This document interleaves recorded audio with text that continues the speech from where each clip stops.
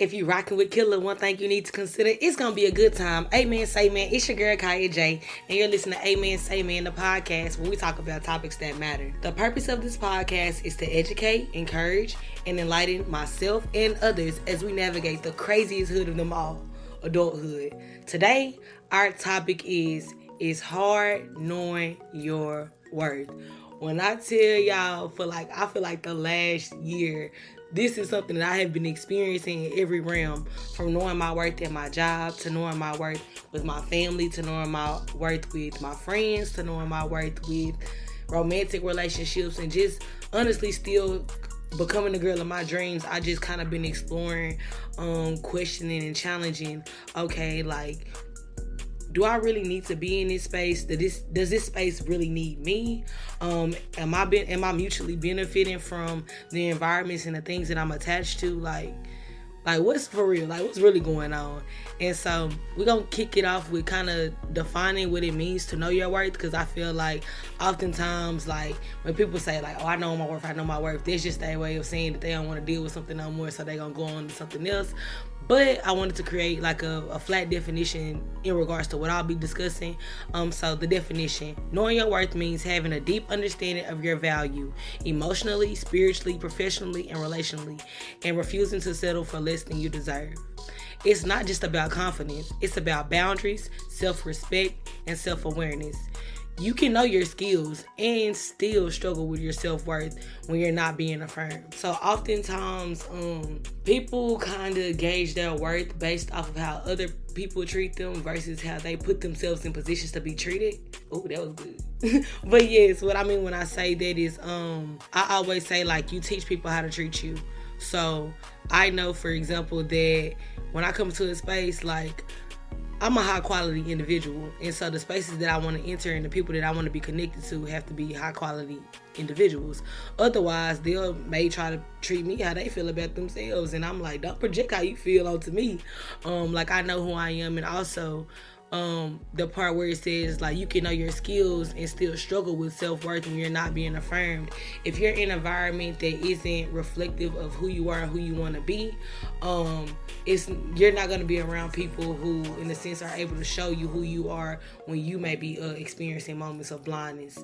And so what that could look like is, let's say you're hanging out with a group of friends, and maybe they're in a dark season, and so they may not be able to tell you or be able to see that, you're doing a good job at work, or being able to say, like, oh, that was nice what you did for your family. And sometimes we need those comments from our friends and from our support system, from the people that we're talking to be able to actually see what we're actually doing, and be able to just have that level of support when, once again, we may not be able to support ourselves. So one of the great things about knowing your worth is also centering yourself around people who know your worth as well. And so let's kind of talk about why it can kind of be hard to know your worth. So one factor that kind of contributes to this is social conditioning. So society tells us, be humble, be quiet, be grateful for who you are, for what you have and all those things. And that's cool. And it's a phrase that I always say that kind of reminds me to be humble when I feel like I may be getting a little cocky or arrogant, because I do have a tendency to smell myself a little bit sometimes. And so I always say the humble don't stumble, but it gets rocky for the cocky. And so when I'm walking along a path and I'm trying to maybe do stuff on my own, and may not be leaning on faith, or I may get in a headspace where, well, I feel like I deserve this and I feel like I deserve that, and then I just be like, girl, be humble, sit down, but no.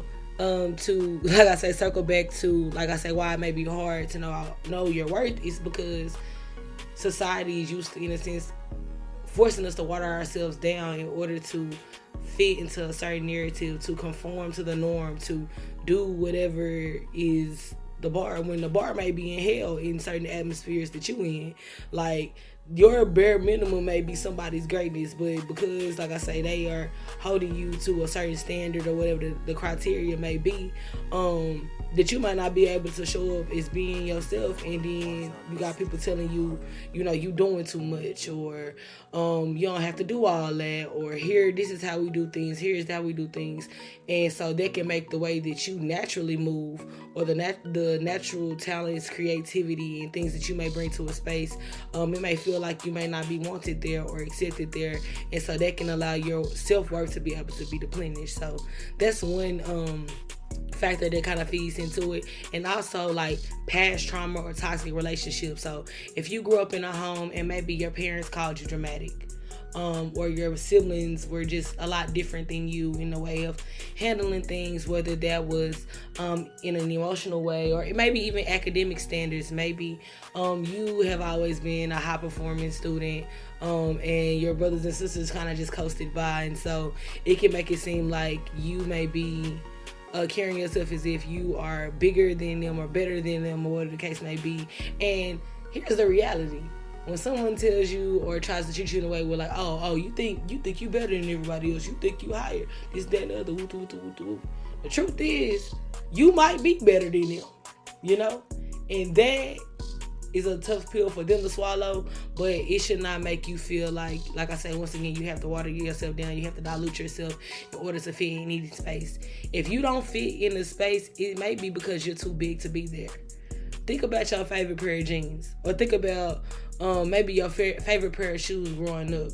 You love them shoes, you wore them shoes until you couldn't wear them no more. But what was happening was you was growing, you were evolving, maybe your style was changing and things like that. So while that may be your favorite pair of pants, or while that might be your favorite cousin, that might be your favorite go-to parent, you might be outgrowing them, and their feedback or their way of viewing you may be stifling how you feel about yourself. So let's talk about how knowing your worth plays into more of a professional space in your job. So this is how you may be experiencing trying to evaluate your worth, or how things may be just affecting you in that space. So oftentimes when we're at these different jobs, we experience under evaluation, and so that means that's being overqualified but underpaid.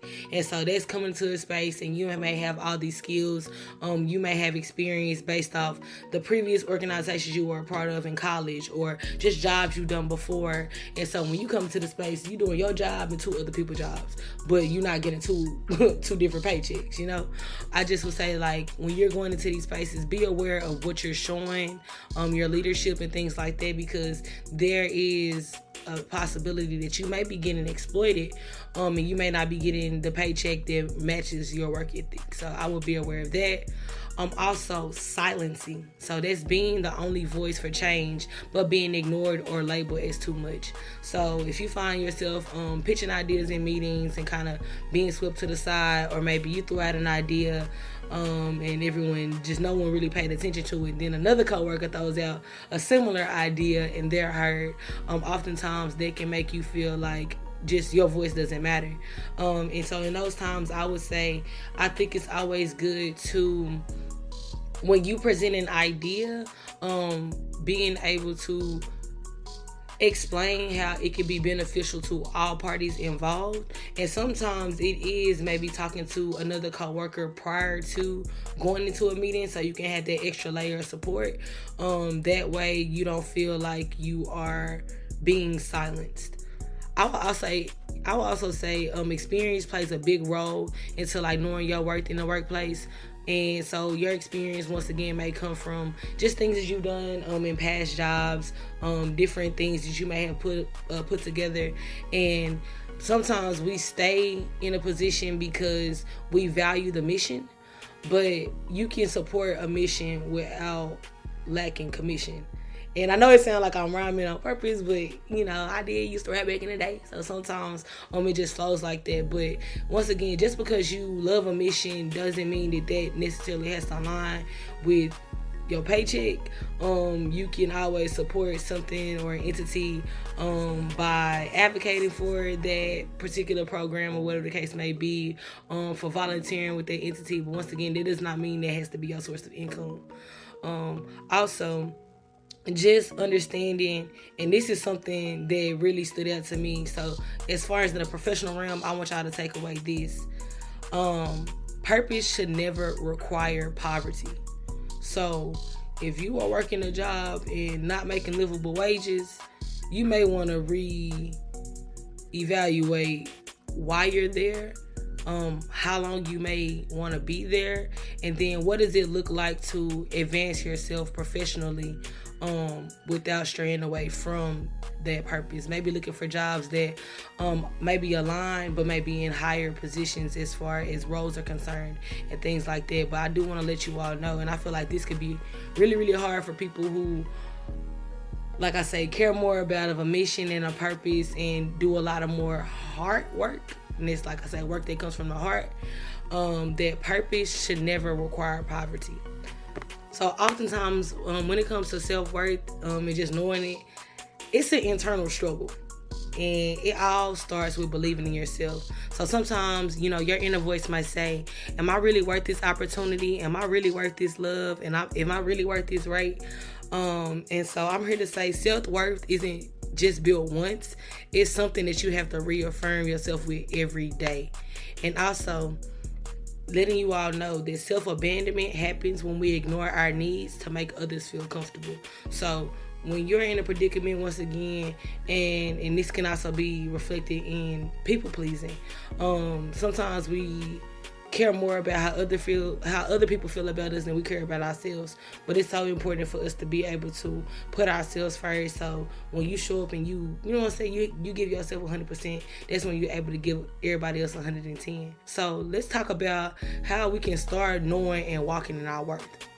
So first, audit your circles. So you need to look at who makes you feel valued and who doesn't. Also, not being afraid to ask for more. Whether it's money, time, space, or respect, advocate for what you need.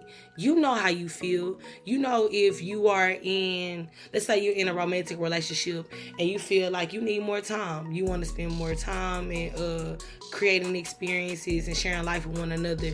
Don't be afraid to say like, hey, I noticed that we haven't been on a date in a while, or I noticed that you've been kind of swamped with work. How can I be able to support you in a way to make sure that I'm getting what I need to out of this? Just like I say, not being scared to ask for what you need, because that's what relationships are meant to mutually benefit one another. So like I say, don't be afraid to ask for more. Also, speaking affirmations over yourself. So understanding or maybe saying to yourself, I'm not too much.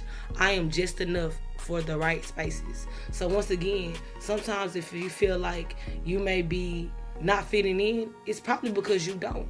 You may be too big for the atmospheres that you're putting yourself in. So it's important for you to find spaces where you don't feel like you have to shrink yourself in order to fit. Also, you want to create your own standards. So define what being respected, seen, and supported looks like to you. And also, and this could be the hardest thing, but walking away. And so sometimes the greatest act of self-love is leaving what no longer honors your worth.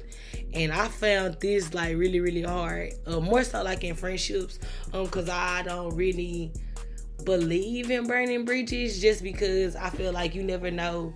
Like it might not just be like, your season for someone or whatever the case may be, but at the same time, like we do also have to understand when a relationship is no longer serving us, maybe that it just, like I say, was meant to serve as a season and a reason and wasn't necessarily meant to be long term. So I know that that's something I still like struggle with to this day, like knowing once again like when to walk away and when to keep trying. And honestly, like I say, that's with relationships, jobs, friendships, just I don't know, that's something I've always struggled with, just like I say, walking away and letting go. So like I say, while I'm challenging you all, I'm challenging myself as well as I kind of grow into this thing called being grown. I'm not going to hold up too much of your time, so we're going to go ahead and go to the Killa Countdown of knowing your worth. So we're going to kick it off with five things that block you from knowing your worth. 1, comparing yourself to others. 2, staying in spaces when you're tolerated and not celebrated. 3, seeking external validation over inner alignment. 4, people pleasing at the expense of your own peace. 5, believing your worth is tied to your productivity. So these are 5 things that can kind of block you from knowing your worth. Now we're going to head over to 4. 4 ways to reclaim your worth. 1, set boundaries without guilt. 2, ask for what you need and don't apologize for it. 3, walk away from people, places, and paychecks that shrink you. 4, affirm your value daily, out loud and on purpose.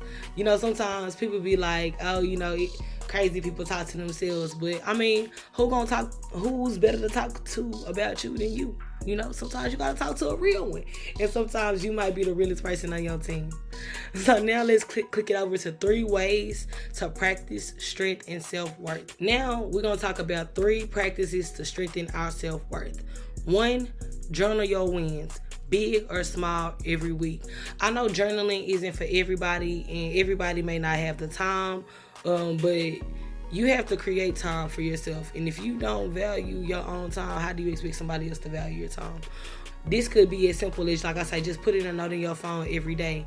Maybe creating a gratitude log. That's something that I used to do that I really want to start back tapping into. But yeah, like I say, just journaling your wins, big or small. If you woke up this morning and you made your bed, that's a win. If you woke up this morning and you put gas in your car, that's a win. Like I say, just calculating the small wins so you have reasons to celebrate can be a great start to strengthening your self-worth. Also, create a receipt folder. So these are testimonials, love notes, compliments, proof of your greatness. So when your friends give you compliments on something you may be doing, feel free to copy that message that they sent you and put it in your notes. So when you may be experiencing times where you may be down on yourself, you have these different things to look back on. I know for me, like when you all give me feedback on my podcast, like I always like screenshot everything, because it's times when I don't want to do this, or I don't feel like I have anything to say, or I don't know if the words that I'm speaking actually hold value or making an impact. And so I always go back and I look at the receipts and I'm saying like, oh no, like I say, who I am and what I'm doing matters. And so that's one way that I have learned to kind of be able to practice and build on my self-worth. And lastly, celebrate yourself without waiting for a reason. So oftentimes we try to only glorify our big goals and when we accomplish those, but like I say, it's the small wins that really matter. So don't wait for a reason to celebrate yourself. Celebrate yourself every day, because you're worth it. 2 signs you have been undervaluing yourself. 1, you keep making yourself smaller to make others comfortable.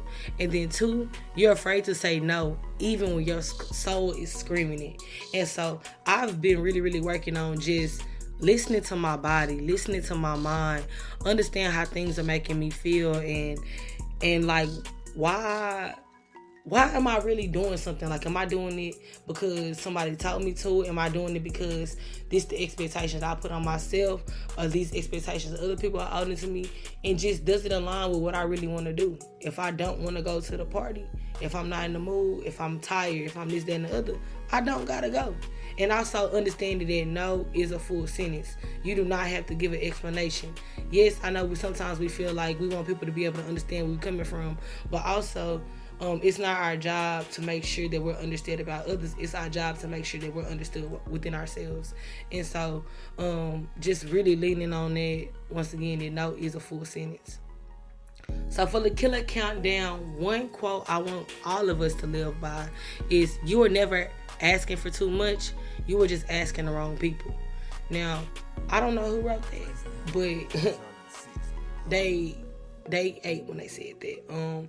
Sometimes, you know, we feel like, or sometimes we overstay our welcome in certain spaces. And so it might be hard knowing your worth, and I ain't gonna lie.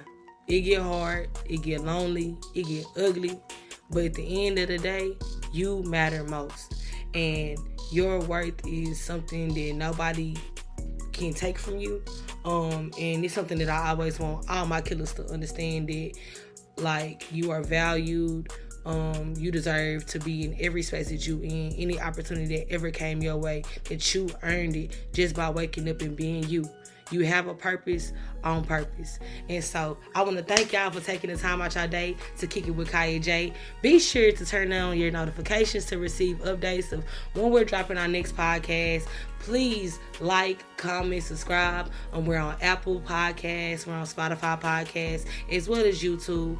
And like I said, y'all feedback matters. And so please drop a comment. Let me know what your favorite part of this episode was. Let me know some more topics y'all would like for me to speak on. And like I said before, you are here and God gave you a purpose.